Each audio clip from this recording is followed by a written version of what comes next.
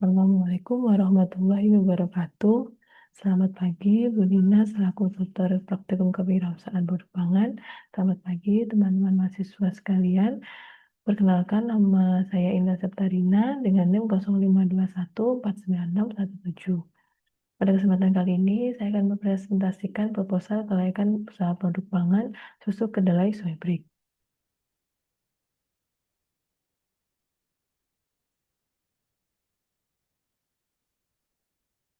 Yang pertama adalah deskripsi produk. Susu kedelai soy break, yaitu minuman susu kedelai yang terbuat dari kedelai pilihan, kaya nutrisi dan cita rasa alami yang lembut khas kedelai. Keunggulan produk yaitu bergizi tinggi, tidak berbau langu kedelai, tanpa bahan pengawet, dapat dikonsumsi dalam keadaan hangat atau dingin, praktis, ekonomis, dan kemasan modern. Kapasitas produksi yaitu 500 gram kedelai menghasilkan 15 botol dengan masing-masing dibungkus 50 ml. Nama soy break berasal dari kata soy yaitu kedelai dan break yaitu waktu istirahat. Sesuai tagline-nya yaitu waktunya break, waktunya soy. Artinya tiap saat istirahat adalah waktu yang tepat untuk menikmati susu kedelai soy break. Soy break hadir sebagai alternatif minuman sehat kekinian yang dapat diminum kapan saja. Yang kedua adalah aspek pemasaran. Aspek yang pertama yaitu segmentasi karyawan, mahasiswa, anak sekolah, balita, lansia, dan penikmat minuman sehat. Yang kedua adalah targeting konsumen usia 19 hingga 35 tahun, masyarakat umum, dan karyawan kantor. Yang ketiga adalah positioning. Produk susu kedelai soy break sebagai salah satu alternatif minuman sehat, bergizi, dan praktis bagi seluruh kalangan masyarakat. Selain itu, minuman soy break ini dapat diminum kapan saja, di mana saja, dalam kondisi hangat maupun dingin. Yang keempat adalah strategi 4P. P yang pertama adalah produk. Susu kedelai soy break tersedia dalam 3 varian rasa, yaitu original, strawberry, dan coklat. P yang kedua adalah susu kedelai price, yaitu susu kedelai soy break dijual dengan harga 6.500 per botol, ukuran 350 ml. P yang ketiga adalah place, yaitu susu kedelai soy break dijual di koperasi kantor, warung, dan dijual langsung pada pembeli. P yang keempat adalah promotion. Susu kedelai soy break dipromosikan melalui tester gratis, giveaway, dan WhatsApp. Aspek yang ketiga adalah proyeksi keuntungan usaha. Pendapatan 15 botol dikali 6.500 yaitu 97.500, biaya bahan baku 43.000, biaya kemasan dan listrik adalah 30.000, laba kotor yaitu 24.500, dan estimasi laba bersih sebesar 22.000 setiap produksi. Kesimpulannya, usaha ini memiliki peluang yang cukup baik untuk berkembang dan menghasilkan keuntungan yang stabil dengan target penjualan yang realistis, pengelolaan biaya operasional yang efisien, serta strategi pemasaran yang tepat. Aspek yang keempat yaitu umur usaha dan rencana pengembangan. Pada tahun pertama hingga kedua, yaitu kami fokus pada produksi, distribusi, dan pemasaran lokal. Fokus pada produksi yang lebih efisien, distribusi yang lebih efektif, dan pemasaran dalam kota secara menyeluruh.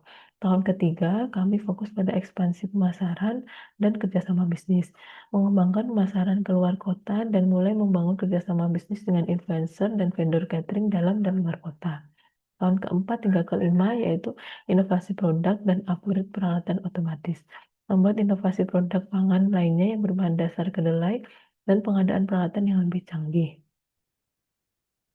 Aspek yang kelima yaitu faktor teknis dan teknologi. Untuk peralatan, kami menggunakan peralatan yang semi-otomatis, yaitu blender dan timbangan digital. Untuk pengemasannya, susu kedelai soy break dikemas dalam botol plastik transparan volume 350 ml dan ada label produknya. Rencana pengembangannya, kami akan menggunakan soybean peeling mesin dan soybean milk mesin. Soyura F&B berusaha untuk memproduksi susu kedelai dengan kualitas yang baik dengan menerapkan SOP. Kita selalu menjaga kualitas dan kebersihan semua bahan dan peralatan mulai dari bahan baku hingga produk jadi siap didistribusikan. Penerapan HACCP. Dari seluruh proses pembuatan susu kedelai akan dianalisis bahaya-bahaya potensialnya setiap prosedur dan diperoleh 8 poin prosedur yang memiliki potensi bahaya potensial. Yang pertama adalah perendaman, yang kedua adalah pengecilan ukuran atau penggilingan, yang ketiga adalah pemisahan ampas kedelai, yang keempat pemasakan atau pasteurisasi, kelima penambahan bahan tambahan, keenam pendinginan, ketujuh pengemasan, dan kedelapan adalah penyimpanan. Dari kedelapan analisis bahaya potensial tersebut akan dianalisis kembali dan menentukan titik kritisnya, dan diperoleh 4 titik kritis. Yang pertama yaitu pemasakan dengan batas kritis suhu kurang lebih 90 hingga 100 derajat Celcius atau sampai mendidih. Tindakan koreksinya yaitu pastikan proses pemasakan secara sempurna. Kemudian untuk prosedur pemantauannya yaitu pengukuran suhu dengan termometer dan waktu dengan timer. Titik kritis yang kedua yaitu pendinginan. Batas kritisnya suhu susu kedelai harus sama dengan suhu ruang sebelum dikemas. Dengan koreksinya, pastikan susu kedelai telah dingin sempurna. Yang kemudian pemantauannya yaitu pengukuran suhu dengan termometer. Titik kritis yang ketiga adalah pengemasan. Batas kritisnya adalah botol bersih dan steril, tertutup rapat dan tidak bocor. Tindakan koreksinya ganti botol yang rusak atau tutup yang rusak. Kemudian dengan prosedur pemantauannya yaitu pengecekan visual botol. Kemudian yang titik kritis yang keempat yaitu penyimpanan. Untuk batas kritisnya apabila disimpan pada suhu ruang 25 derajat sampai 30 derajat Celcius akan bertahan selama 2 sampai 3 jam. Kemudian apabila disimpan pada suhu dingin 4 derajat akan bertahan 2 sampai 3 hari. Tindakan koreksinya yaitu perubahan rasa, aroma, warna, tekstur, dan botol menggelembung produk harus dibuang.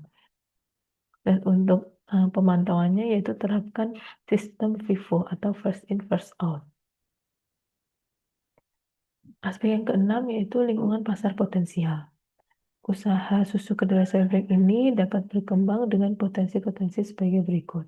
Tren konsumsi minuman nabati terus meningkat di Indonesia, kesadaran masyarakat terhadap gaya hidup sehat meningkat, masyarakat yang alergi terhadap laktosa akan mencari alternatif selain susu sapi, harga lebih terjangkau dibanding susu nabati lainnya, yaitu almond milk atau oat milk. Yang ketujuh adalah analisis persaingan. Terdapat beberapa kompetitor dari susu kedelai soybreak, di antaranya adalah susu kedelai tanpa merek, yang kelebihan yaitu harga lebih terjangkau dan tanpa bahan pengawet, namun memiliki kekurangan yaitu kemasan plastik dan masih tradisional. Dan untuk kompetitor yang kedua adalah Vesoy Soya Bean Milk, yaitu brand yang sudah terkenal dan sudah dipasarkan di supermarket dan swalayan. Kemudian untuk kekurangannya yaitu harga lebih mahal. Dan untuk susu kedelai soybreak sendiri, kelebihannya adalah tanpa bahan pengawet, kemasannya modern, varian rasa stroberi, coklat, dan original. Namun kekurangannya yaitu produksi dan pemasaran masih skala kecil. Dampak lingkungan yaitu dampak positif, yaitu lebih ramah lingkungan atau mendukung konsep zero waste, ampas kedelai masih dapat dimanfaatkan kembali, mendorong pertanian lokal, dan membuka lapangan pekerjaan bagi orang sekitar. Dampak negatifnya yaitu biaya pengadaan dan perawatan soybean peeling mesin dan soybean milk mesin yang cukup tinggi, kemudian menghasilkan limbah organik, yaitu air bilasan dan cucian. Namun dari dampak tersebut diperoleh solusi, segera memisahkan ampas kedelai, mengurangi kadar air dan simpan pada wadah tertutup untuk mengurangi bau. Terus penggunaan energi yang lebih efisien, kemudian menggunakan kemasan yang ramah lingkungan. Dan aspek yang terakhir yaitu aspek legal. Aspek legal yang harus dipersiapkan oleh Soyora F&B yaitu membuat NIB, mengurus PIRT, mengajukan sertifikasi halal, mengurus perizinan BPOM, dan mendaftarkan merek dagang. Berikut adalah dokumentasi dari mulai pembuatan susu kedelai hingga penjualan susu kedelai. Berikut juga link dokumentasi untuk video dokumentasinya. Demikian presentasi dari saya. Apabila terdapat kurang lebihnya saya mohon maaf. Terima kasih. Wassalamualaikum warahmatullahi wabarakatuh.